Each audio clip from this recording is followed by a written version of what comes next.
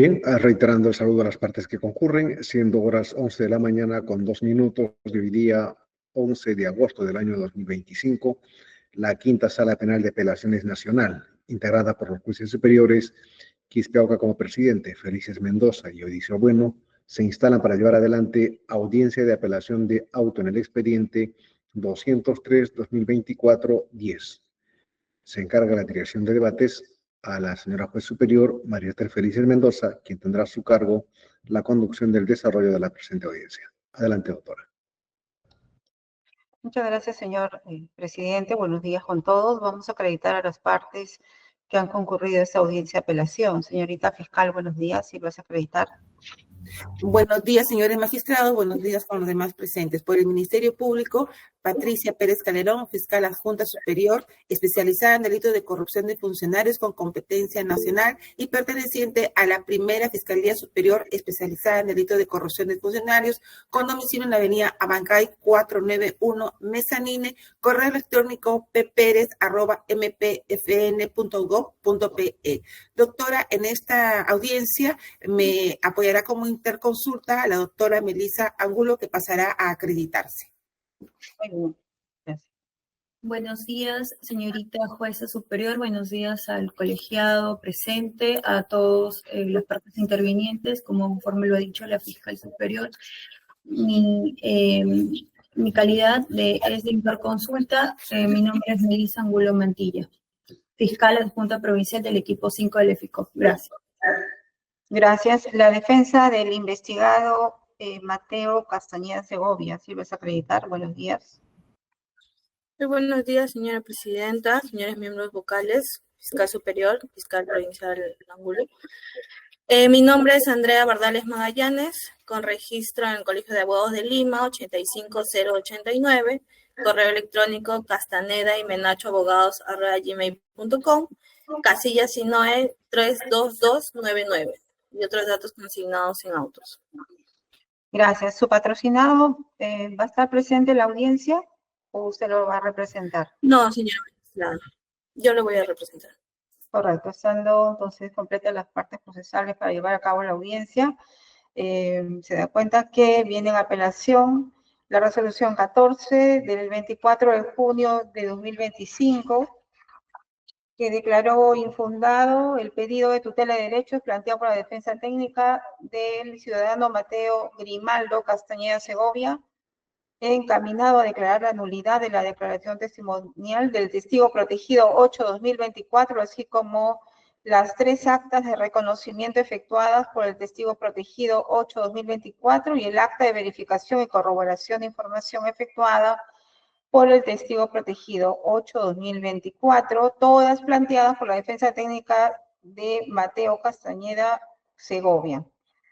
Contra esta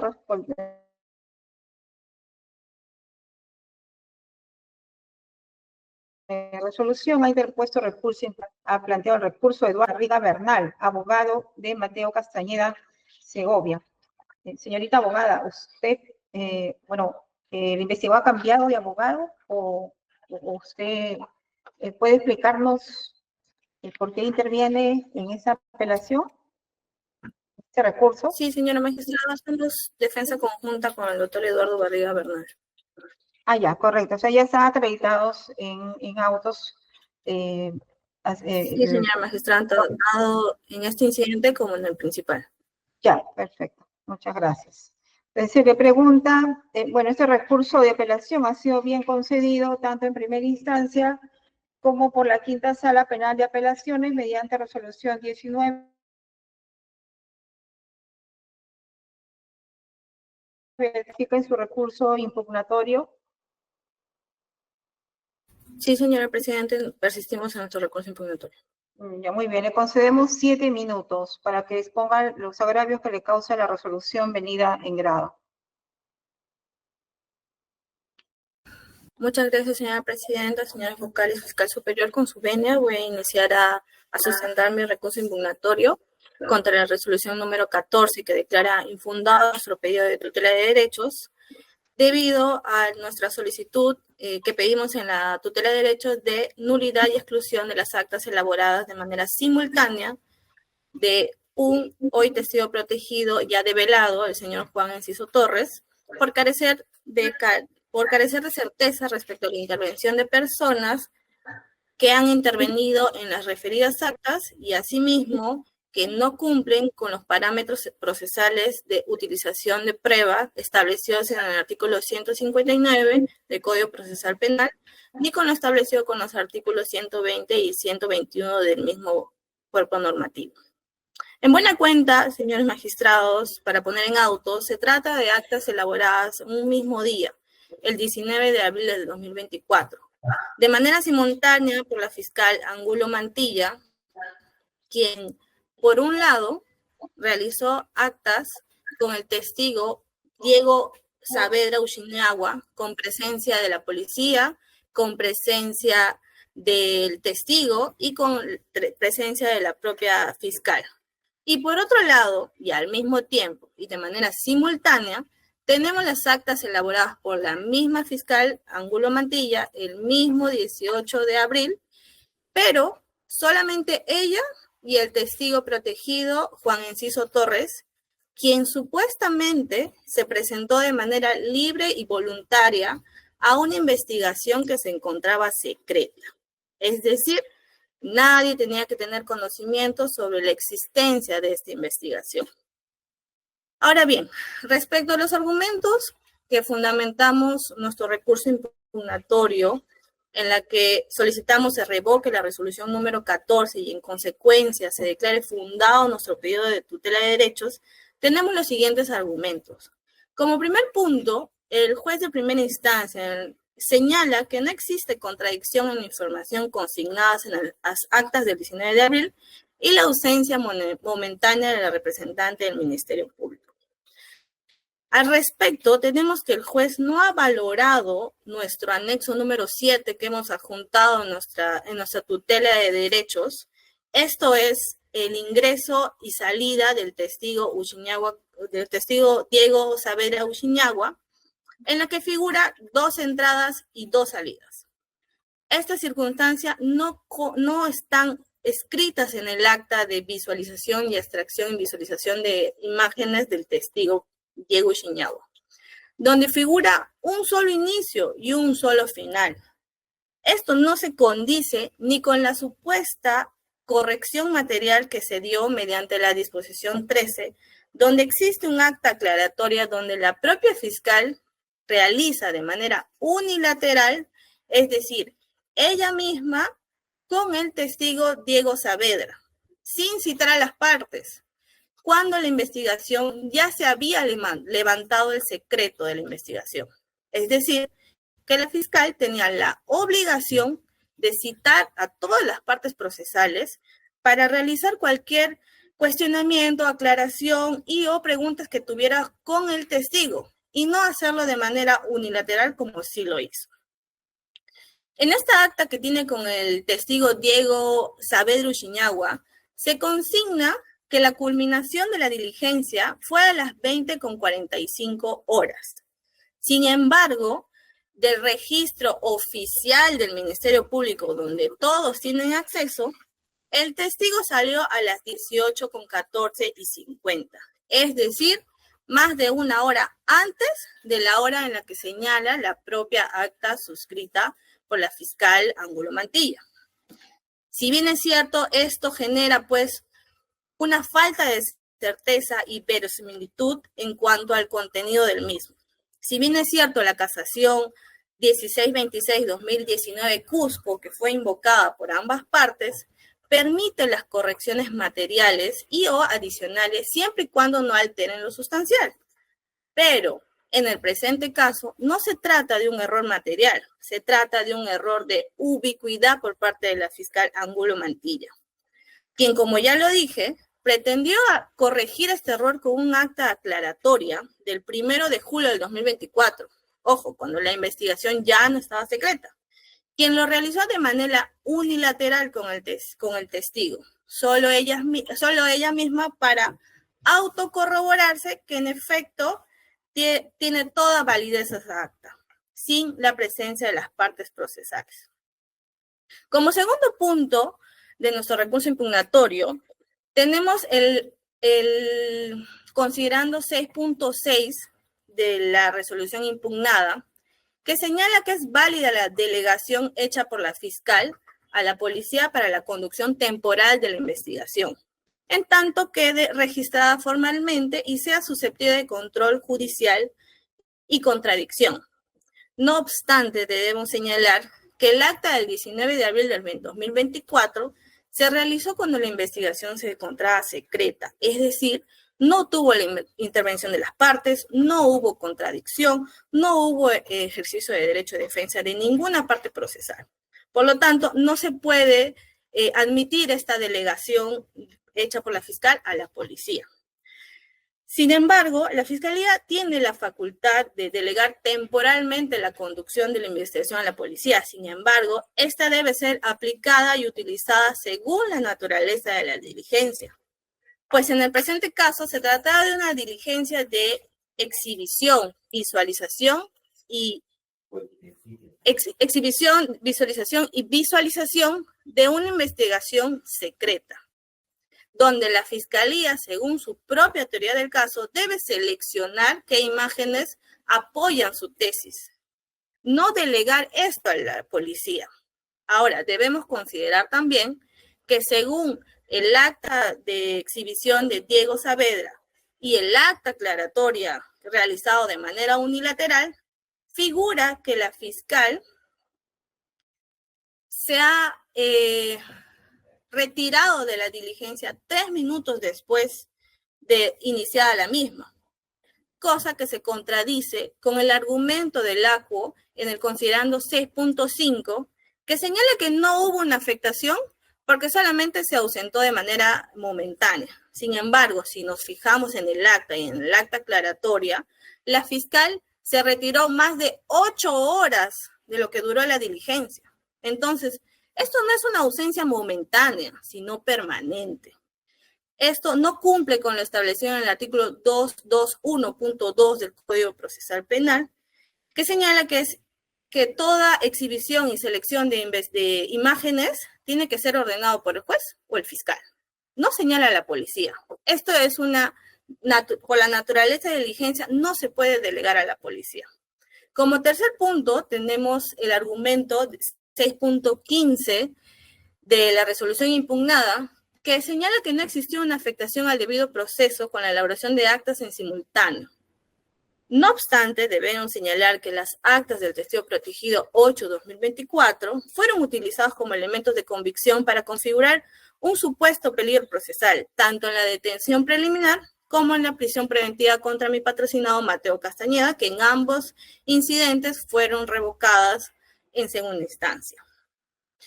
El artículo 8 del título preliminar del Código Procesal Penal señala que toda prueba debe ser valorada si esto se ha obtenido e incorporado de una manera totalmente legítima. No vemos eso en el presente caso. Debemos considerar también, que ya que ha sido uno de los argumentos de la Fiscalía, que las declaraciones del testigo protegido no hablaban nada de mi patrocinado Mateo Castañeda. Sin embargo, debemos considerar que nos encontramos ante una investigación por organización criminal, donde el delito es transversal, afecta a todos los integrantes del mismo. Por lo tanto, esta alegación no debe ser amparada por su despacho. Como cuarto punto, tenemos que el ACU señala que el testigo Juan Enciso Torres se rectificó en una segunda oportunidad, el 2 de julio del 2024, que nuevamente se presentó de manera espontánea, supuestamente, a rectificar sus actas del 19 de abril. Si bien es cierto, el Código Procesal Penal admite las declaraciones presentadas de manera espontánea, sin embargo, estas no deben ser utilizadas indiscriminadamente.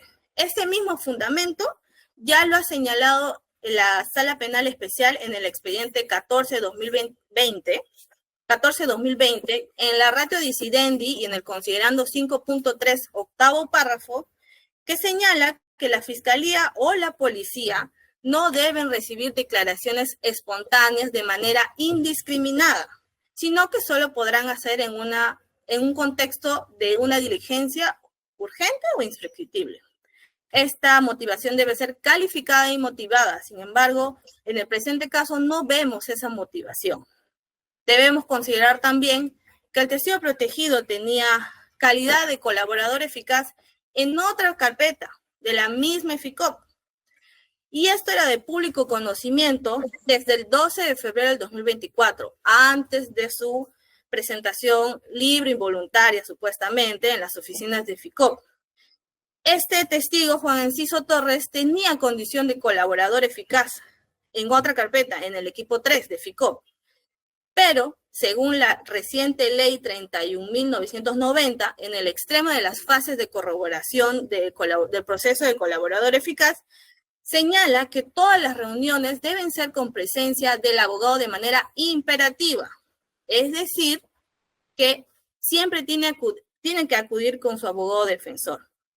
Tenemos de la grabación del audio, que ha sido utilizado tanto por la Fiscalía como por esta defensa, que el testigo ha señalado que lo han conminado, que lo han amenazado, que lo han presionado para declarar, que lo llamaron para que vaya sin abogado. Esto es muy grave, señores magistrados. Debemos resaltar que ambos equipos, tanto el equipo 5 como el equipo 3, en esa época se encontraban en un mismo piso, compartían una misma mesa de partes, compartían una misma impresora. Por lo tanto, no puede ser de recibo que no se contaba con el conocimiento que el Juan Enciso Torres era un colaborador eficaz que tenía una defensa activa en todo momento. Cualquier tipo de reunión, ya sea espontánea, citada o de cualquier índole, debe ser con la presencia de su abogado defensor según la ley. Menos aún cuando se presentó de manera espontánea en una investigación secreta. Como último punto, ya para terminar, señores magistrados, solicitamos que declare fundado nuestro pedido de apelación por los considerandos agraviantes 6.26 y 6.27 de la resolución impugnada, que señala que no contamos con elementos de convicción objetivos o suficientes para inferir que no hay certeza de que el testigo no se encontraba en el lugar y en la hora del acta. Y me refiero al testigo protegido Juan Enciso Torres en las actas elaboradas de manera simultánea, el 19 de abril. No obstante del desarrollo de la audiencia, esta defensa proyectó el ingreso y salida del señor Juan Enciso Torres del mismo 19 de abril, donde señala, y eso es de público conocimiento porque está en la web, que el señor Enciso nunca salió de las instalaciones del Ministerio Público. Sin embargo, existe un acta realizada en el distrito de San Luis, un acta de reconocimiento, que está aproximadamente a 1 hora de la sede principal del Ministerio Público. Aunado a ello, se desprende del propio registro que el señor Enciso nunca salió de la sede y la última salida que tuvo fue a las 17:53 horas. Sin embargo, del acta realizada de reconocimiento en el distrito de San Luis, se señala que culminó a las 18 horas. Un dato importante que dio la propia fiscal Angulo Mantilla en la audiencia que declaró infundado en su pedido de apelación en la hora 1.07.38, en buena cuenta y en resumen, señala que por cuestiones logísticas fueron al inmueble del testigo para la verificación con presencia del señor Juan Enciso Torres y no llevaron con ellos la impresora. Por eso regresaron a la sede del Ministerio Público para imprimir. Esto es una circunstancia nueva, no introducido por la propia fiscal en audiencias pasadas, que debió consignarse en acta conforme lo señala el artículo 120 del Código Procesal Penal, que dice que el acta debe ser fechada con indicación del lugar, año, mes, día y hora en que se hayan redactado. Como ejemplo, nosotros en nuestro recurso impugnatorio en la página 13 y 14 hemos dado ejemplos del propio FICOP donde elaboran actas que cuando tienen estas dificultades logísticas, es decir, la falta de impresora, lo consignan en acta. Estas fotos se imprimirán o el acta se imprimirá en el despacho porque no contamos con cuestiones logísticas. Por lo tanto, esta circunstancia de escasez logística debe ser consignado en acta. Esto es una circunstancia adicional que la Fiscalía nunca ha mencionado en audiencias pasadas. Ahora, como último argumento y última circunstancia dado por la propia fiscal en plena audiencia. Se le ha conseguido 7 minutos, ya ha sobrepasado en exceso. Solamente un minuto. 30 segundos, señora magistrada. Un minuto. Ya, señora magistrada. Como una nueva circunstancia descrita por la fiscal en plena audiencia es de que quien recibió el testigo protegido fue el asistente administrativo Paolo Cano, quien entonces solamente tenía actividades meramente administrativas. Esta defensa se cuestiona cómo un personal administrativo puede tener la capacidad de admitir y hacer subir a una persona que declara espontáneamente a una investigación en secreto y para que suba a declarar. Debemos señalar también que la alegación dada por la fiscal de que no había ningún otro fiscal que pueda recibir la declaración de testigo protegido no resulta válido por cuanto mediante la disposición 3 de la misma fecha, es decir, 19 de abril, que otorga la condición de testigo protegido al señor Juan Enciso Torres, es firmado por otra fiscal del propio equipo FICOP, la doctora Naomi Caterín Bustillos Tamayo. Por lo que esta alegación de la fiscal Angulo Mantilla no debe ser recibida. En este sentido, solicitamos que su digna sala superior valore los argumentos expuestos en la presente y en mi recurso impugnatorio y declare fundado nuestro pedido de tutela de derechos solicitadas a favor de mi patrocinado, el doctor Mateo Castañeda Segovia. Muchas gracias. Se corre traslado a la señorita fiscal por el mismo tiempo que se le ha concedido a la defensa. Gracias, señora magistrada. Como un primer punto, y creo que es importante resaltar que estamos ante una audiencia de apelación de una tutela de derechos, institución que tiene carácter de residual y que se formula cuando es evidente una vulneración de un derecho fundamental. Hasta ahora, la defensa técnica no nos ha indicado ni ha manifestado cuál es el derecho fundamental que se ha violentado con respecto al investigado Mateo Castañeda y que amerita que este derecho fundamental sea resarcido vía una tutela de derechos que tiene un carácter residual. Lo que abiertamente se evidencia en este caso, señores magistrados, es que estamos ante dos supuestos que han sucedido el día 19 de abril del 2024 en la carpeta fiscal 7-2024. Por un lado, tenemos la situación o el acta de deslacrado de muestra, visualización de información de manera manual de dispositivo electrónico pendrive del testigo Diego Moisés Saavedra Uchiñagua. Diligencia que se realizó con motivo de una resolución autoritativa en la cual se procedió a ejecutar esta medida. Y en dicha diligencia que se llevó a cabo el día 19 de abril a las 10 horas, dio inicio a las 10 horas con 40 minutos, ¿no? Estuvo presente la doctora Mantilla al inicio de la diligencia.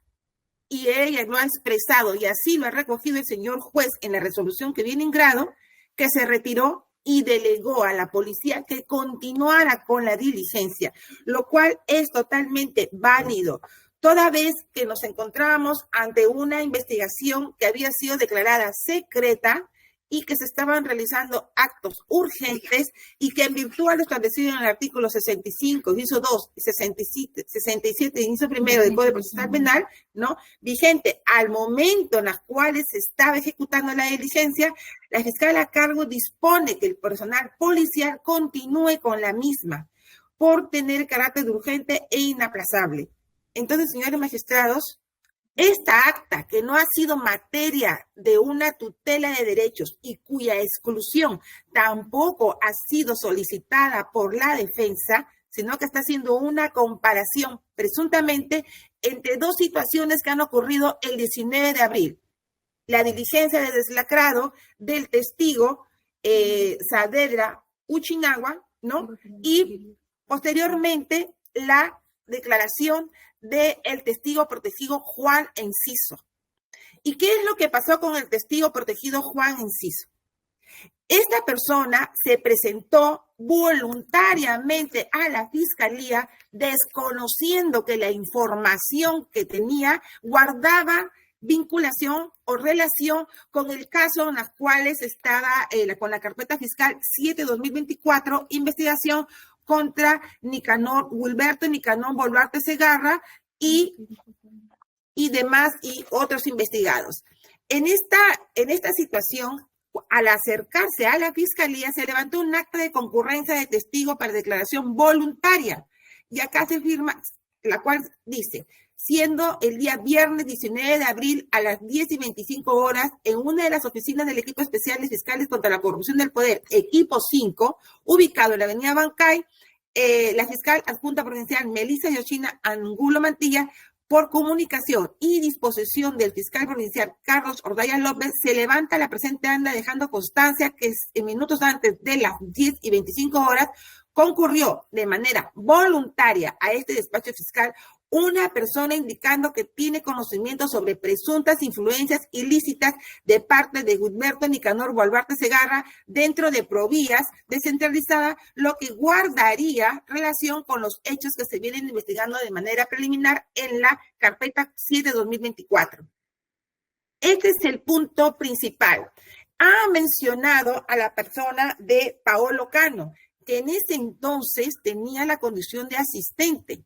Recibió a la persona, pero no fue quien dispuso que este testigo tenga la calidad de testigo protegido, ni las demás diligencias que se vinieron posteriormente. Y este hecho, señores magistrados, ha dado lugar incluso a solicitar exclusiones a los señores fiscales, en los cuales involucraban al asistente en ese entonces, Paolo Cano, que posteriormente fue designado como fiscal adjunto provincial provisional. Pero en la época en las cuales estamos relacionadas con este testigo no lo era. Ahora, cuestionan que la declaración de Juan Enciso fue recibida a la misma hora en que se estaba ejecutando la diligencia del deslacrado, la visualización y deslacrado, lo cual no es así. Ha sido sí el mismo día y de acuerdo a la información que se ha obtenido, tenemos así. Primero, con respecto a esta carpeta, el 11 de abril de 2024, mediante la disposición número 1, se dispone el secreto por el plazo de 8 meses. Luego, el 18 de abril, se hace un acta de entrega de descripciones tras una información, es la que guarda relación con el pendrive que dio origen al acta de extracción de información, ¿no?, del testigo Diego Moisés Saavedra Uchiñagua. Y es el 19 de abril del 2024 en que se levanta el acta en la cual se efectúa el deslacrado de esta información, como le mencionaba anteriormente, con relación al testigo Diego Moisés Saavedra Uchiñagua. Esta acta fue corregida posteriormente, ¿no? Y se estableció que en cuanto a las horas, así también ha sido recogido por la resolución que viene en grado. El acta de declaración del testigo protegido 8-2024 develado, ¿no?, dio inicio a las 10:25 y con hora de término 13:07. Testigo espontáneo, de acuerdo a lo que se regula en el artículo 164, inciso 2 del Código Procesal Penal. Entonces, posteriormente se dio lugar a 3 actas de reconocimiento fotográfico del testigo protegido 8-2024, un acta de verificación y corroboración de información con este testigo y que se ejecutaron a partir de las 3:15:50 y como hora de término tenemos las 18 horas. Entonces, luego que culminó esta diligencia, la señorita fiscal regresó a las instalaciones para continuar con la diligencia de la visualización y la extracción de información del pendrive del testigo Diego Moisés Saavedra Uchiñagua, lo cual es totalmente válido y no es ilegal y cumple con los estándares de una prueba obtenida o de un elemento de convicción obtenido legalmente. Ahora, el 2 de julio se levanta un acta de ampliación de declaración de Juan José Enciso Torres. ¿Y debido a qué?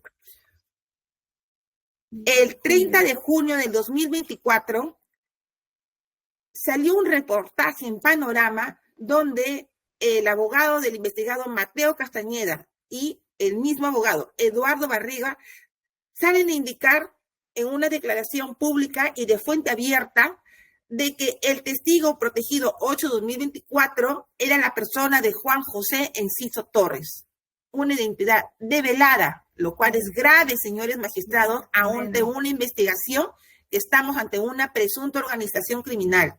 Pero aún así, tenía la calidad de testigo protegido, por lo tanto, no tenían por qué develar su identidad. Pero ¿qué es lo que pasó? Y eso también ha sido materia de debate, tanto en una tutela anterior como en la audiencia de apelación de prisión preventiva. Y quiero corregir en este estado, señores magistrados, la declaración de Juan Enciso Torres nunca fue utilizada en el requerimiento de detención preliminar. Y la declaración tampoco ha sido utilizada. Lo que se utilizó, señores magistrados, y así está recogida en la resolución de apelación que la sala resolvió con respecto al requerimiento, a la prisión preventiva que se declaró fundada en su debida oportunidad, es el hecho que cuando se enteraron que el señor Juan José Enciso estaba declarando en esta carpeta fiscal, utilizaron mecanismos para develar su identidad. Incluso el abogado Eduardo Barriga lo contactó vía telefónicamente y lo citó en la oficina ¿de quién? Del señor Mateo Castañeda, para presionarlo para que le dijera si él tenía la condición de testigo protegido. Y lo presionó, y ahí está la declaración que mencionan de que el testigo refirió que la fiscalía lo había presionado. Es decir, era una situación en la cual el señor Juan José Enciso optó por develar su identidad, ya que habían salido en las noticias de quién se trataba. Y esa situación, señores magistrados, es lo que se utilizó como elemento de convicción para sustentar el peligrosismo procesal en la vertiente de obstaculización. No en la prisión preventiva, pero no la declaración en sí del señor Juan José Enciso, porque su declaración guardaba relación, la información que refirió tener era por uno de los hechos de la organización criminal, como también ha dicho la abogada de la defensa, para adelantarse que efectivamente íbamos a sostener que la declaración del señor Enciso no estaba directamente relacionada con algún acto que hubiera realizado en forma directa el investigado Mateo Castañeda, sino como uno de los hechos que están cometiendo o que la postulación del Ministerio Público en cuanto a los hechos en Provías. Entonces, luego de esta situación en que unas presuntas presiones del Ministerio Público con respecto a Juan Enciso Torres, es que él mismo, con fecha 2 de julio del 2024, amplía su declaración, ¿no? Con su abogado, porque el señor Barriga, es cierto, era su abogado defensor en otra investigación, en la cual tenía la condición de colaborador eficaz, y que en esa investigación sí tenía que estar con su defensa técnica. Y esa defensa técnica siempre va a ser de libre elección. Y en este caso, el señor Enciso optó por apersonarse en otro como testigo a otro equipo fiscal, en este caso el equipo 5, y no tenía conocimiento de que esta investigación, la carpeta 7-2024, estaba en condición de secreta. Y luego en esta fecha, 2 de julio de 2024, se ratificó en todo lo que había declarado e incluso informó de que había sido presionado para develar su identidad. Incluso dice, se ratificó la participación del fiscal, de la fiscal, porque se estaba cuestionando que por de que no había estado presente y el argumento que dice de acá, el de la ubicuidad, estar en dos lugares al mismo tiempo, y este mismo testigo en forma voluntaria refiere que sí estuvo presente la señorita fiscal y que se ratifica en el contenido íntegro de la documentación que se ha puesto a la vista y en su declaración. Entonces, señores magistrados, esta situación de develar la identidad de este testigo protegido, porque el punto principal y el cual están atacando y el cual están solicitando la exclusión de la declaración de Juan Enciso, no del acta de deslacrado de visualización de Saavedra Uchinaga, de Diego Moisés Saavedra Uchinaga, sino del testigo Juan José Enciso. Porque presuntamente esta declaración es la que se utilizó para la detención preliminar y como ya le he mencionado, no fue así. Ahora, este hecho, señores magistrados, ha dado lugar a que la defensa contra la fiscal y los fiscales que están a cargo de esta investigación, se los haya denunciado penalmente, incluso por fraude procesal, falsedad ideológica, por presuntamente haber firmado actas en diligencias que no participó en la carpeta fiscal 240 de 2024, lo cual ha generado que sea archivada con fecha 11 de abril de 2025, porque la señorita fiscal sustentó válidamente cuál había sido el motivo por el cual corrigió el acta en la cual de visualización y de extracción de información forense en el caso del testigo Saavedra Uchinaga. Muy por el contrario, señores magistrados, con respecto al investigado Eduardo Barriga del abogado Eduardo Barriga y del investigado Mateo Castañeda, se los denunció, sí, por develación de identidad y se obtuvo una sentencia condenatoria contra Eduardo Barriga por develación de identidad de testigo protegido, en el cual se lo condenado a 4 años de pena privativa de libertad suspendida por 3, absolviendo al señor Mateo Castañeda por estos hechos, lo cual ha sido materia de apelación. Debido a que el Ministerio Público ha sostenido que la reunión en la cual se presionó a Juan José Enciso fue avalada por el señor Mateo Castañeda y se realizó en las oficinas de este.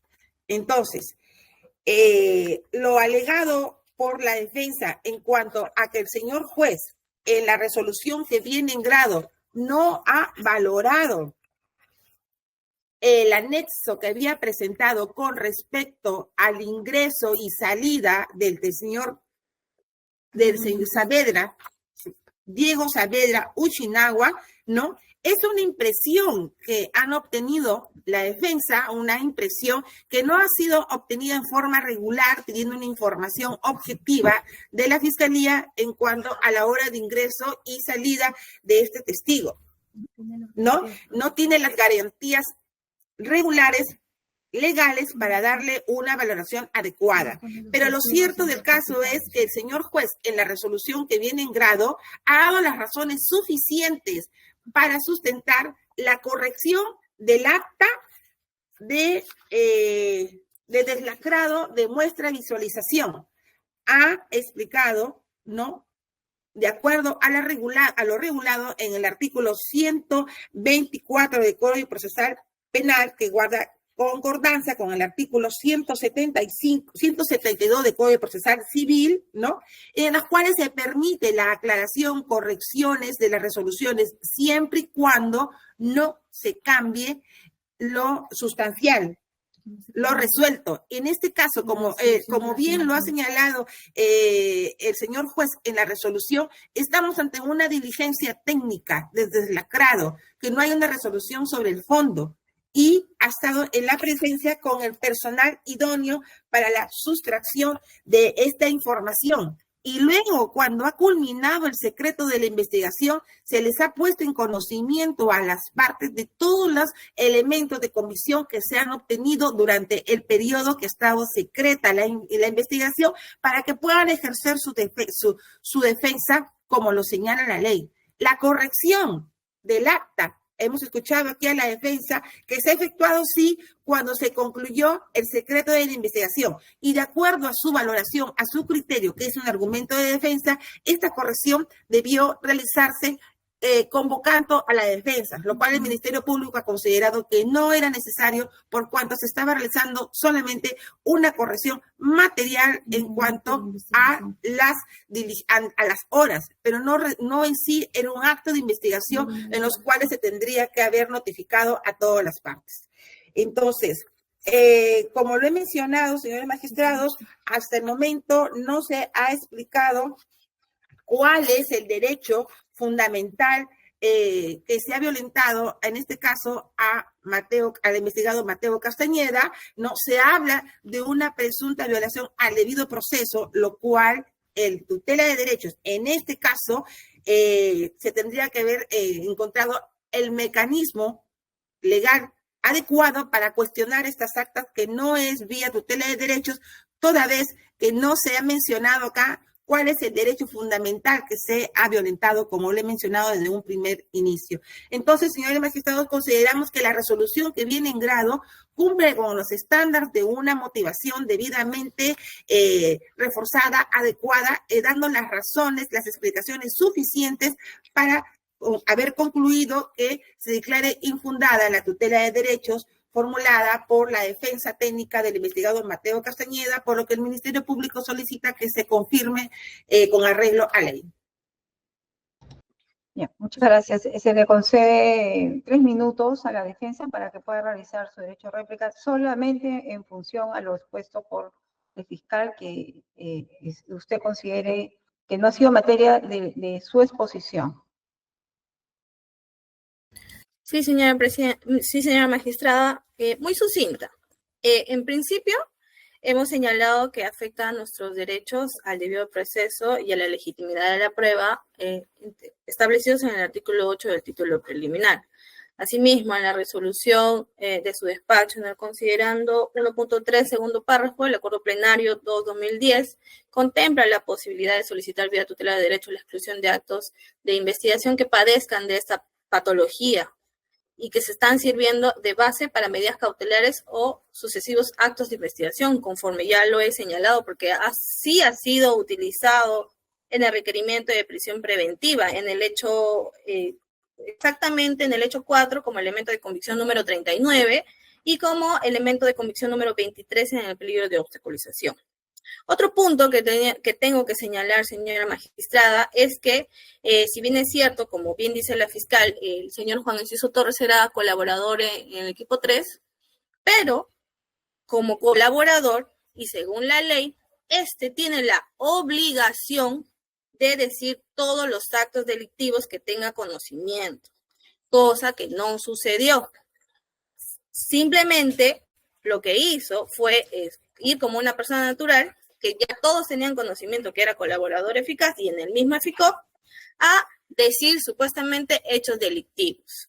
Y a pesar de que la Fiscalía EFICOP tenía conocimiento que era colaborador eficaz, aceptó una declaración sin abogado, lo cual la ley prohíbe este tipo de conductas, porque la ley pide necesariamente la presencia del abogado defensor, cosa que la Fiscalía no hizo. No llamó a un abogado, ni siquiera un abogado de oficio, nada. Simplemente recibió una declaración de supuestos actos de una carpeta que se encontraba secreta. ¿Cómo el testigo protegido podía tener conocimiento de eso? No lo sabemos. Ahora, una circunstancia que no ha sabido explicar la fiscal, y entendemos que es su argumento, es de que no se consignó la circunstancia de la falta de logística en las actas que solicitamos la nulidad y exclusión, cosa que debe ser consignada según el Código Procesal Penal. El otro punto también es de que, como bien dice la fiscal, el señor Juan Enciso Torres optó por develar él mismo, por su voluntad, su identificación como testigo protegido. Otro punto. Cuestionan los registros de entrada y salida que nosotros hemos consignado. Señores magistrados, ahí está la fuente. Es una información pública, donde todos tienen acceso a la misma. La Fiscalía no va a poder decir que los registros que nosotros hemos adjuntado son modificados, alterados o que no son obtenidos de manera regular, como bien lo ha señalado la fiscal, porque es información pública, cualquiera puede entrar. Ahora, tampoco nada ha dicho y nada ha explicado la situación de la fiscal Angulo Mantilla, que ha estado en 2 lugares diferentes. Según consta en actas, ha estado en una diligencia de visualización y que supuestamente se ausentó 8 horas, y eso lo delega a la policía, siendo una investigación secreta.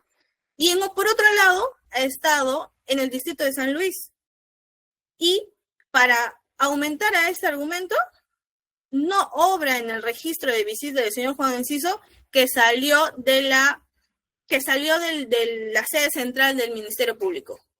No obra en el registro la salida del señor Enciso a hacer ese supuesto reconocimiento del distrito de San Luis. Nada dicho sobre eso. Ahora, si bien es cierto, son amparadas las aclaraciones, pero nosotros ya habíamos interpuesto una tutela, nos habíamos quejado ante el órgano de control. Entonces, hacer una aclaración sin presencia de la defensa, con conocimiento que estamos impugnando estas declaraciones, aún así, de manera unilateral, la fiscal llama solamente al testigo para autocorroborarse ella misma, sin presencia de los abogados, lo cual no debe ser amparado por ninguna instancia ni judicial, ni debe ser admitida por ninguna instancia fiscal, porque nos estamos exponiendo a que los fiscales se pretendan corregir actas ellos mismos solo con los testigos, sin presencia de la defensa. Entonces, señores magistrados, admitir este tipo de aclaraciones, correcciones, sin mayor sustento ni motivación, y dado los cuestionamientos, el audio donde el testigo Juan Enciso Torres señala que lo amenazaron, que lo conminaron, y eso está grabado y se ha ofrecido, no puede ser declarado, no darle validez a lo señalado de manera espontánea por el testigo Juan Enciso Torres, y sí a una declaración donde pretende corroborarse el 2 de julio, dando validez a actas del 19 de abril. Cuando tiene la presión ¿de qué? De ser colaborador eficaz en otro equipo, de ser un testigo protegido, un equipo de colaboración eficaz, de que ya se sabe, que si no dices A, no te admiten la colaboración. Entonces, señores magistrados, debemos valorar los fundamentos expuestos por esta defensa y declarar nula y excluir las declaraciones del testigo protegido 8/2024 del 19 de abril.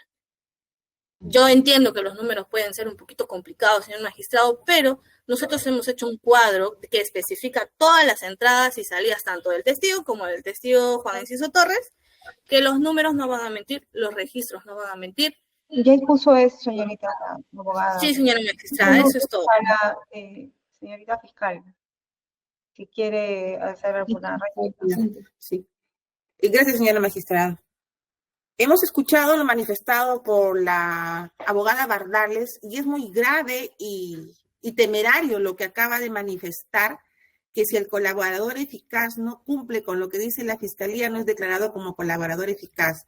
Me parece que es una falta de respeto a la labor fiscal para manifestar esas situaciones por parte de la defensa. Hay que actuar con un poco de criterio, señorita fiscal, señorita abogada. Pero lo más grave, señores magistrados, es que hasta el momento se habla de debido proceso, de que se ha vulnerado, de actas que han sido corregidas, pero no nos ha indicado hasta el momento que cómo es que le ha afectado a su patrocinado esta corrección del acta en la cual se extrajo la información del pendrive del testigo Sadera Ushñagua. No nos ha dicho hasta el momento, señores magistrados. Y con respecto al testigo protegido, ¿no? Cuestiona y pretende confundir desde un inicio. En todas las tutelas hacen lo mismo. El señor Enciso Torres tiene la condición de colaborador eficaz en otro equipo especial. Y es muy grave decir que todos saben quiénes son los colaboradores eficaces. Cada equipo trabaja en forma individual con su caso de forma individual. Información de colaboradores eficaces con identidades reservadas y algunas tienen un proceso muy especial y muy delicado para preservar su identidad. No se puede venir aquí alegremente a decir que todos sabían que el señor Enciso tenía la condición de colaborador eficaz en otro equipo. Y más aún, es una persona que tiene libertad de elección. Y si él tenía conocimiento de un hecho delictivo y de mutuo propio decidió acercarse a otro equipo de fiscal para dar esa información, nadie le puede impedir esa situación y mucho menos obligarlo a que vaya con una defensa técnica que por lo visto no ha sido leal con él. Entonces, señores magistrados, esta información que proporcionó al equipo 5 fue debidamente recibida de forma regular y ya se ha detallado en la audiencia, ¿no? Y siguió un procedimiento regular.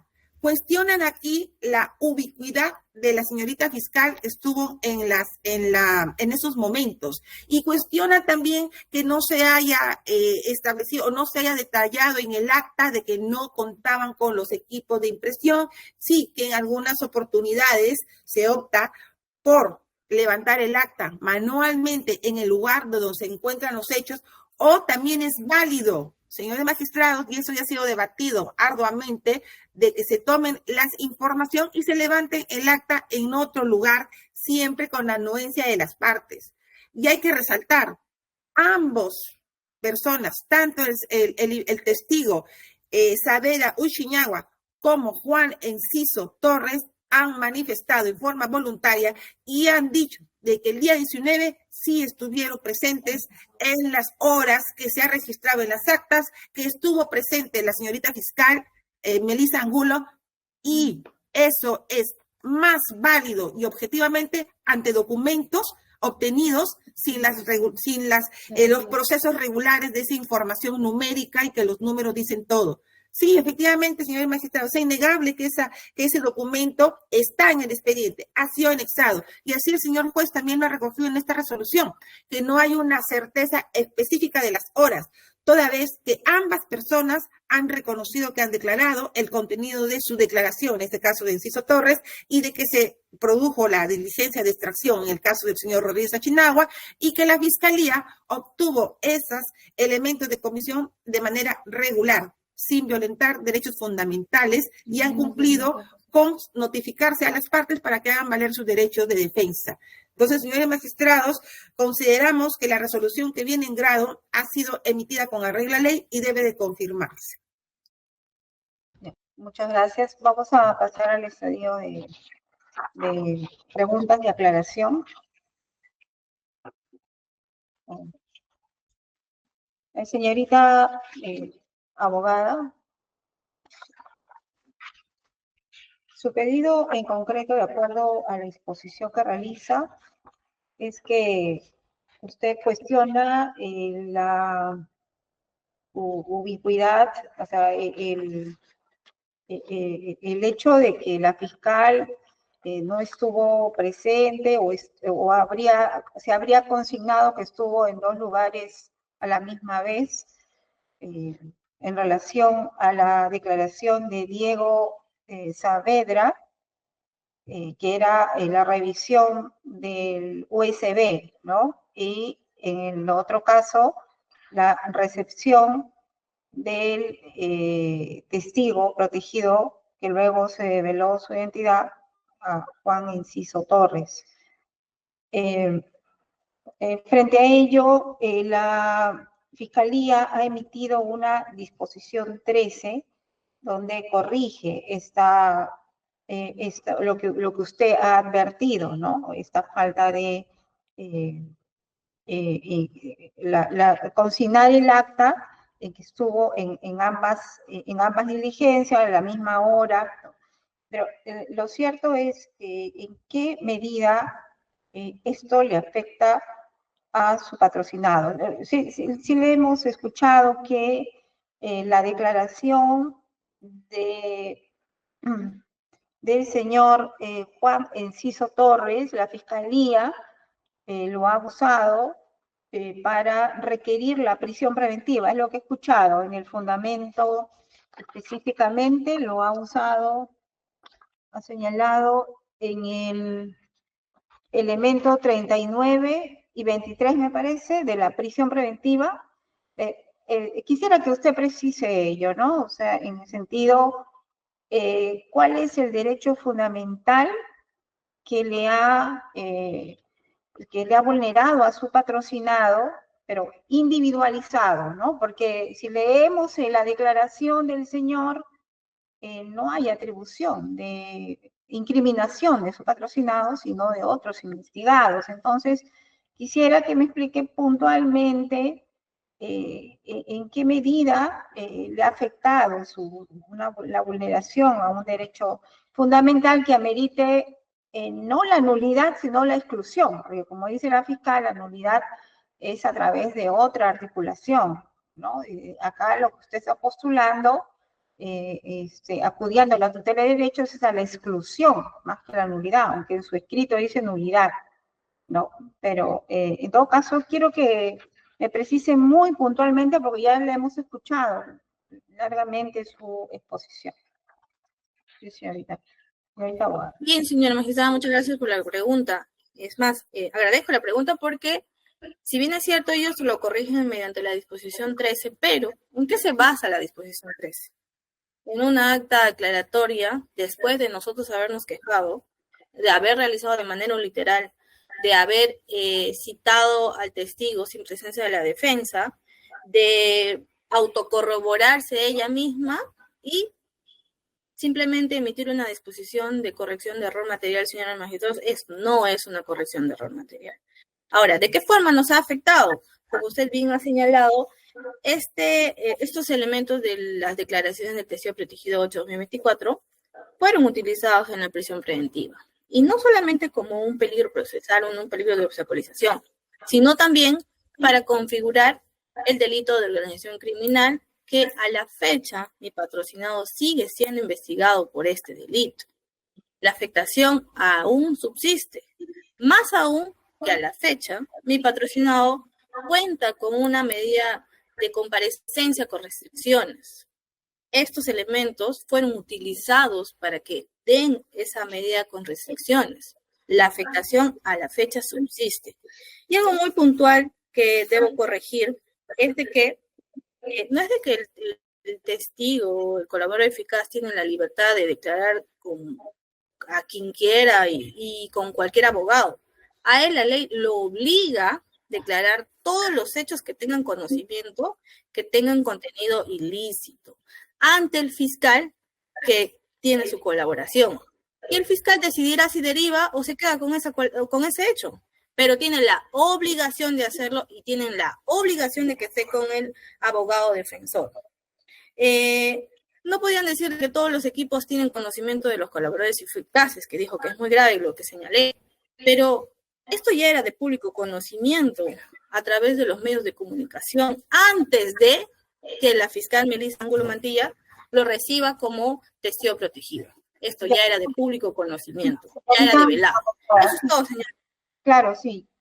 Usted vuelve a reiterar que la Fiscalía ha utilizado en la prisión preventiva la declaración para sustentar el peligro de obstaculización y argumentar la presencia de una organización criminal. Pero eso ya explicó que es en relación al hecho de develar la identidad, no a la propia declaración en sí. Y en cuanto a la organización criminal, en la declaración de este testigo, ¿lo incrimina como parte de la organización a su patrocinado? Muy puntualmente, por favor, ya no argumente, ¿sí o no? Sí, señora magistrada, específicamente en el elemento 39 del hecho 4, que configura la organización criminal, y el delito de organización criminal es un delito transversal, afecta a todos. No, sí, pero en base a la declaración del testigo protegido. Sí, señora magistrada, porque lo utilizan como elemento de corroboración para configurar la organización criminal. Y la organización criminal, como lo ha postulado la Fiscalía según su tesis, esto es una imputación objetiva y es un delito transversal. Ustedes han denunciado al órgano de control, ¿no? La presunta actuación irregular de la fiscal provincial. ¿Hay alguna denuncia? Sí, señora magistrada, y la información dada por la fiscal superior no es de todo completa, porque si bien es cierto lo archivaron en primera instancia, pero existe un recurso de elevación de actuados pendiente de pronunciamiento de la Fiscalía Superior. Sí, o sea, pero no es estoy diciendo al órgano de control, a la Autoridad Nacional de Control del Ministerio Público. ¿Y cuál es el Sí, señora magistrada, y el órgano de control ha aperturado investigación contra la fiscal Melissa Angulo Mantilla. Le daría el número de expediente, si me permite. Ya, bueno, es suficiente que informe ello. Ahora, señorita fiscal, en relación en sí a la declaración del testigo protegido, el cuestionamiento que realiza, ya hemos escuchado a la defensa que cuestiona en sí esa declaración porque sirvió de base para fundamentar el peligro de obstaculización y argumentar que existe una organización criminal, ¿no? Pero en sí, en relación a la declaración del testigo protegido, se señala que ese testigo habría sido aceptado como un colaborador eficaz y luego como un testigo protegido en 2 carpetas fiscales. ¿Puede explicar eso? Sí, señora magistrada, gracias. Es justamente ese punto en los cuales es utilizado en forma reiterativa por las defensas técnicas para generar confusión, una confusión muy fuerte. Sí, el señor Enciso tenía la condición de colaborador eficaz en otra investigación a cargo del equipo 3, del equipo 4, investigación en la cual el equipo 5, en el que él se acercó voluntariamente a dar esa información, desconocía que tenía la condición de colaborador eficaz. Este testigo, esta persona, el señor Juan José Enciso Torres, se acercó a las oficinas del equipo 5 en forma voluntaria a señalar que tenía una información relevante con respecto a una investigación que guardaba relación con el señor Humberto Nicanor Boluarte. Y es con respecto a uno de los hechos que forman parte de la imputación, que es en relación a Provías.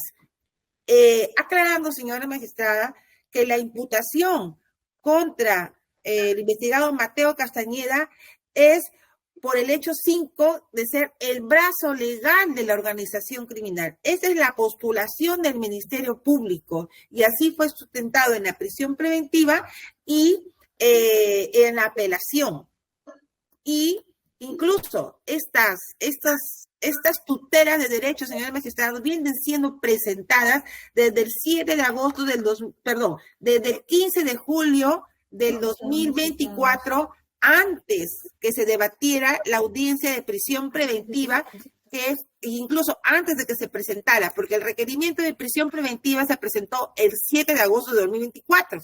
Entonces, la primera tutela de derechos por estas declaraciones del señor Juan Enciso fue presentada o se citó a audiencia el 15 de julio del 2024. Entonces, ¿qué es lo que se pretendía? Cuestionar esas declaraciones que guardan relación, según la postulación de la defensa, con como organización criminal, que es una organización, es un hecho transversal, es serio, es cierto, pero con respecto específicamente a la imputación del investigado Mateo Castañeda, se guarda relación con el hecho 5 de ser el brazo de la organización criminal. Así es la postulación hasta ahora del Ministerio Público, señores magistrados. Entonces, aclararle. Este punto que no lo llego a entender bien, disculpe. A ver, el testigo que señala Juan José Enciso, tenía la condición de colaborador eficaz en el equipo 4 en relación a los demás investigados. No. A otra investigación, señora magistrada, a otra carpeta fiscal cuyo contenido desconocemos. Ah, ya, no tiene nada que ver. No guarda relación para nada con la investigación. Sí. Ya, no. O sea, solamente lo toma en consideración.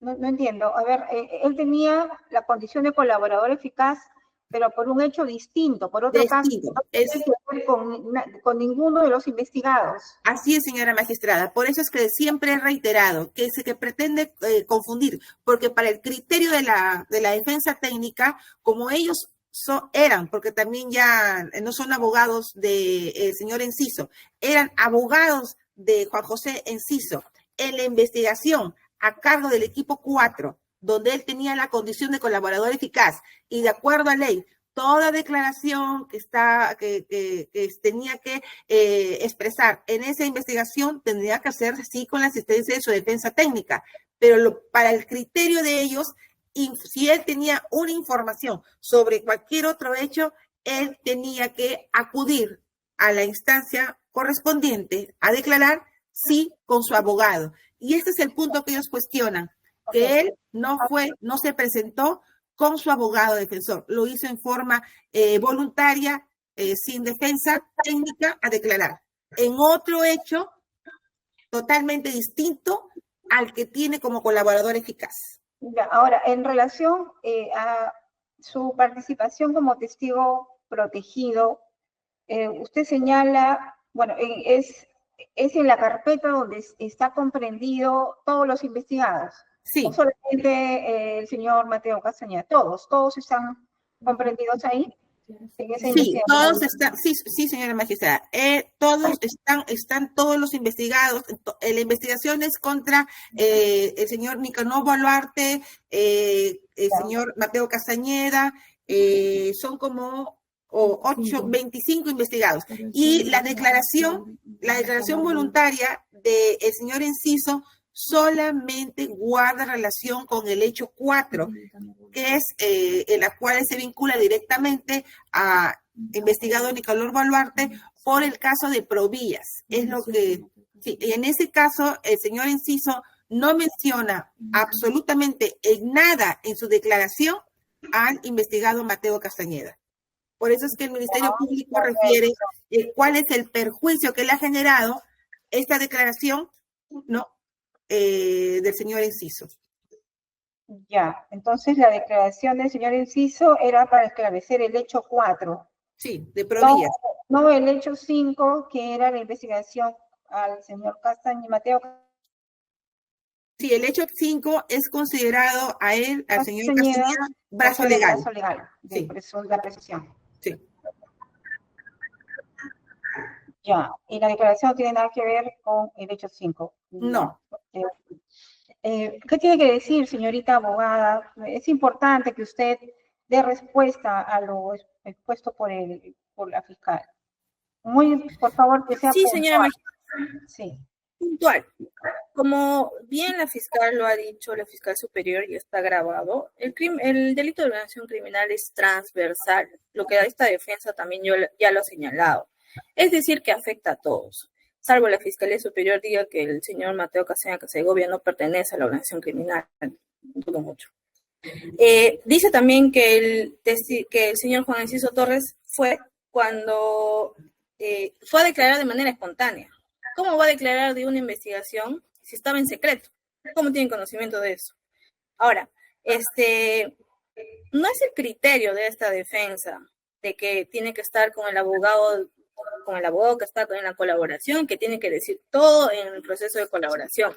Lo dice la ley, lo dice el artículo 473.5. El aspirante a colaborar está obligado a proporcionar toda la información relevante que posea. Señorita abogada, disculpa que le interrumpa, pero ya la fiscal ha aclarado que la declaración de colaboración eficaz por parte del señor Enciso Torres se refiere a otro proceso. No puede cuestionar la forma como ha declarado en su condición de colaborador eficaz en otro proceso que no tiene nada que ver con su patrocinado ni con los otros investigados. Eso es lo que le estoy pidiendo que dé respuesta, por favor. La fiscal dice, señala, y quiero que usted refute eso, que el señor Enciso Torres ha sido colaborador eficaz en otra investigación que no tiene nada que ver con sus patrocinados y sus co-investigados.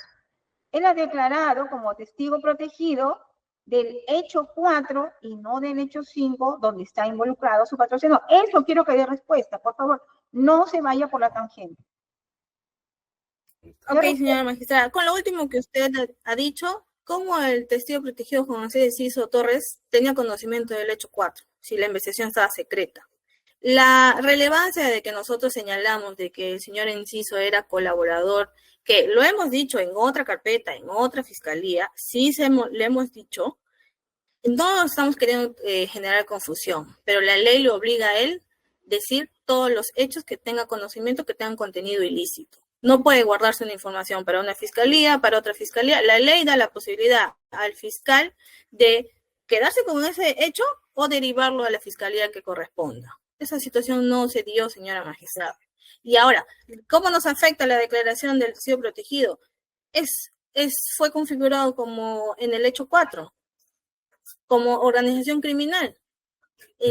Supuestamente el doctor Castañeda está como dentro de la organización criminal, como brazo legal, como lo que fuese, pero está dentro de la organización criminal según la tesis de la fiscalía. Y el delito de organización criminal es un delito de peligro abstracto, es transversal e incluye a todos. Bueno, es su respuesta.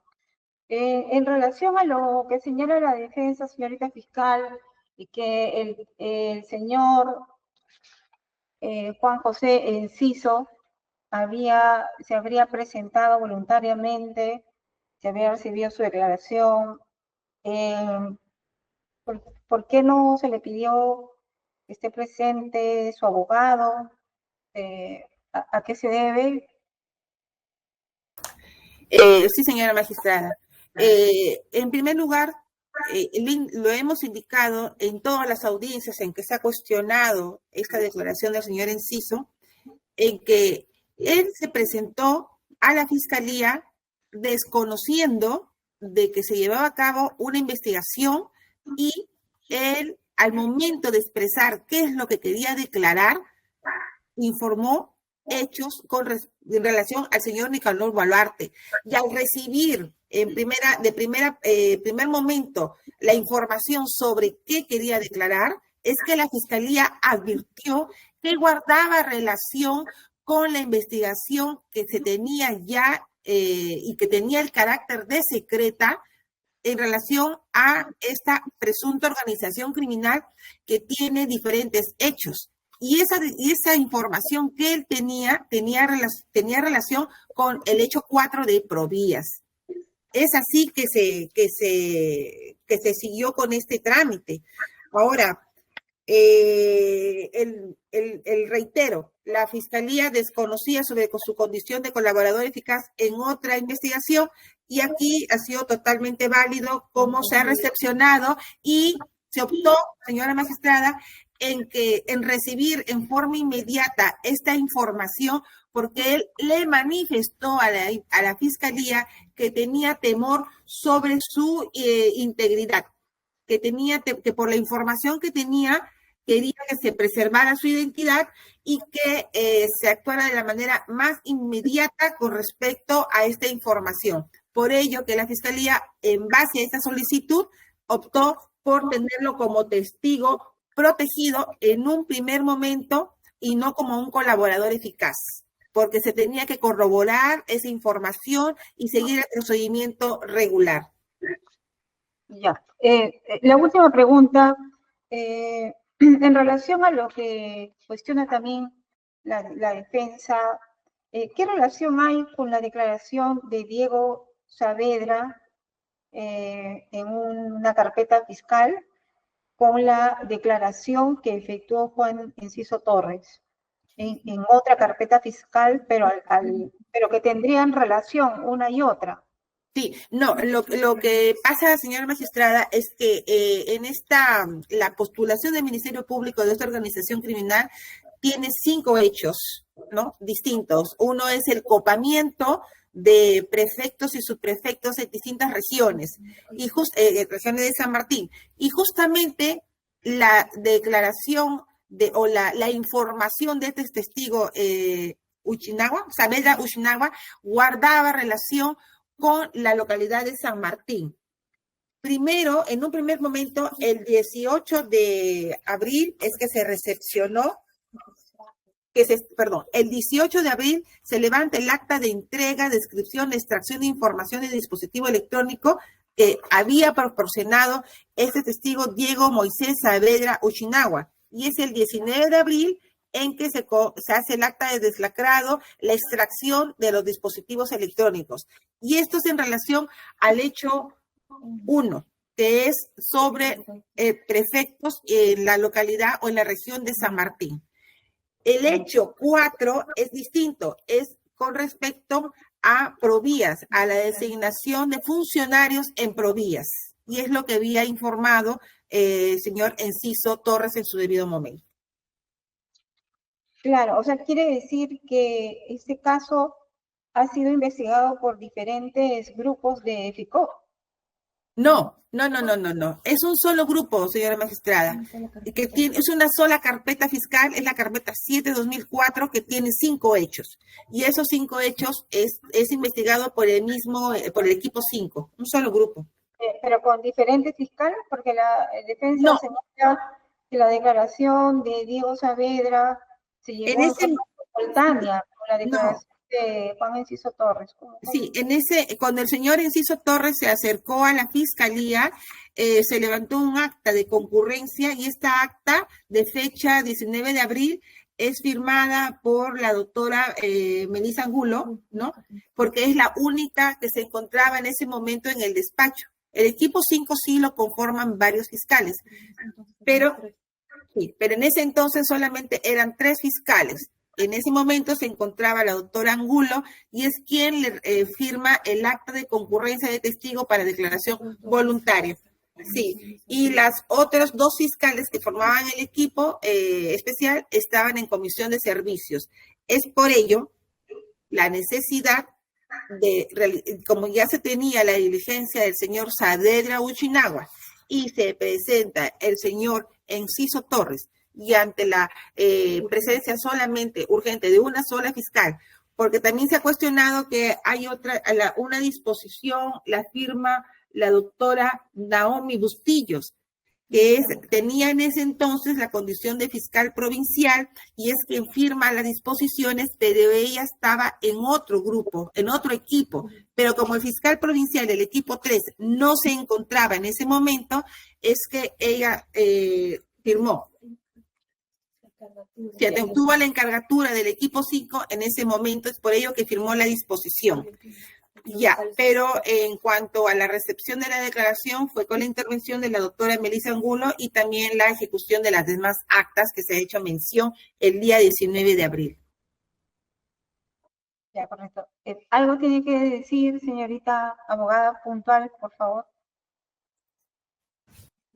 Señora magistrada, lo que acaba de decir la fiscal superior, todos los fiscales participan en todas las investigaciones. No es de que solamente la fiscal Angulo Mantilla está en disposición de recibir la declaración, porque la disposición 3 de la misma fecha lo firma otra fiscal, que pudo haber bien recibido la declaración del testigo protegido, sin embargo no lo hizo. Eso es todo, señora magistrada. Eso es todo, señor presidente. ¿Va a formular alguna pregunta? Sí, a la fiscalía. Doctora Pérez, si mal no recuerdo, este tema ya fue materia de un pronunciamiento anterior que fue anulado. Sí, señor magistrado. Entiendo que en la primera oportunidad que se anuló, se solicitaron que se hagan, que se analicen secuencia de hechos, porque se evidenció que había una duplicidad en cuanto a la participación la misma fiscal paralelas. ¿Ese tema fue materia de análisis en la decisión de primera instancia? Sí, señor magistrado, sí, justamente en esta resolución se indica, se cumple con fundamentar en virtud al ordenado por el superior jerárquico de valorar y de establecer si la justificación para la presencia del autor Angulo en estas actas, y se valoró el hecho de que intervino en un primer momento en el acta de deslacrado del testigo Saavedra Uchinagua, y así ella lo ha mencionado en la audiencia correspondiente, dando las justificaciones de que se inició con la correspondiente diligencia y que se retiró justamente para ir a encargarse de la declaración del señor Juan Enciso Torres. Y se cuestiona de que hay una hora de ingreso, pero no de la salida de este señor para las diligencias en San Luis. Y es cierto, señor magistrado, el señor se apersonó a las oficinas y ha salido con la móvil, con la fiscal, en la camioneta por las instalaciones del edificio, sin el registro de la salida del señor Enciso, por la urgencia de poder realizarse la diligencia, y posteriormente han regresado a la oficina. Es así. Sí, eso lo he escuchado, doctora. Más bien, como dato nuevo que estaría escuchando, sería el hecho de que la fiscal ha indicado de que las actas no las levantaron en el lugar, sino las actas las levantaron ya en la sede fiscal.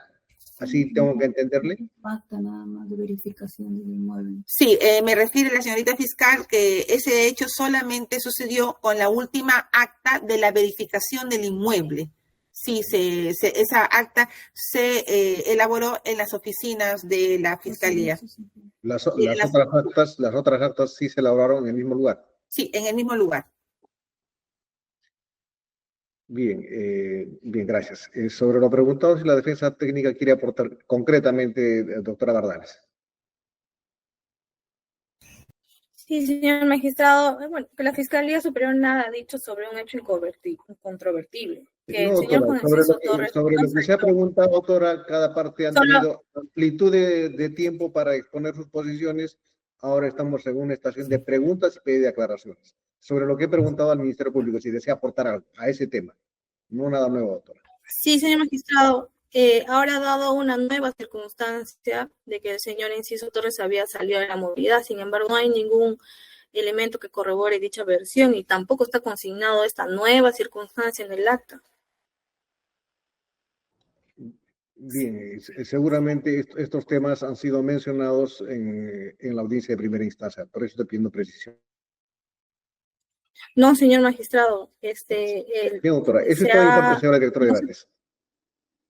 Doctora, ya le he escuchado, acá no hay un diálogo, ¿no? O sea, aquí hay una juez superior que está dirigiendo los debates y también ella me ha concedido la palabra y le estoy diciendo que ya he agotado mis preguntas.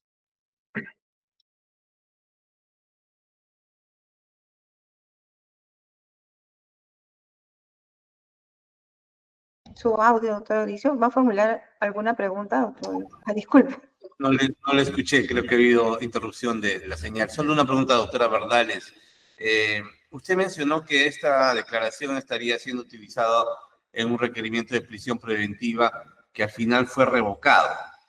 ¿Existe alguna medida actualmente en la que se esté tramitando con base a esta declaración? Sí, señor magistrado, actualmente el doctor Mateo Castañeda cuenta con una comparecencia con restricciones justamente de este elemento utilizado en primera instancia y utilizado también, valorado por el segunda instancia. Bien, gracias. Señorita fiscal, ¿algo al respecto? Sí, no respondió a la pregunta la abogada. No está siendo utilizada, señor magistrado. Solamente fue el hecho de la develación fue utilizado en la prisión preventiva. Actualmente no ha sido utilizado para ninguna medida coercitiva ni ninguna otra clase de medida. Esa es la posición de la defensa y de la fiscalía en torno a la pregunta. Muchas gracias, doctora Felices. Es todo. Muchas gracias. Habría concluido el debate, señor presidente. todo caso, iría en debatirlo y por despacho. Bien, gracias, doctora Beatriz. Bien, entonces, se han agotado los actos procesales que corresponden al recurso de apelación. Entiendo que no está el señor Castañeda de Segovia, por lo tanto, no se le puede conceder oportunidad para su defensa material. En tal sentido, disponemos del cierre de la grabación. Esta audiencia ha concluido. Lo que se decida será notificado en los domicilios procesales que las partes han acreditado. Muy buenos días o buenas tardes. Podemos conectarnos. Buenas tardes, muchas gracias.